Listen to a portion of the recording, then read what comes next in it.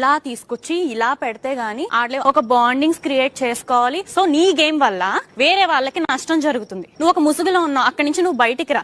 And full drama queen నువ్వు ఒక నటిస్తున్నావు, నువ్వు ఫేక్. అయిపోయిందా? నువ్వు ఇక్కడ నన్ను అర్థం చేసుకోవడానికి రాలేదు, నువ్వు నీ గేమ్ ఆడడానికి వచ్చావు. నువ్వు వచ్చిన పని నువ్వు చూసుకోకుండా ఎవరు ఏం చేస్తున్నారు, ఎవరు ఎంతసేపు మాట్లాడుతున్నారు, నేను ఎప్పుడెప్పుడు దూరుతానా అనేది చూడడం పక్కన పెట్టు. నేను ఏంటి గేమ్ ఆడలేదా? లాస్ట్ వీక్ నేను గేమ్ ఆడకుండానే నేను సేఫ్ జోన్ కు వెళ్ళలేదు. బ్యాక్ బెట్టింగ్ గురించి నువ్వే మాట్లాడా.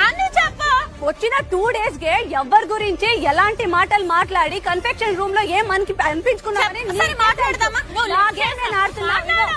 డ్రామా క్వీన్ అనుకుంటావా, సూపర్ క్వీన్ అనుకుంటావా, నా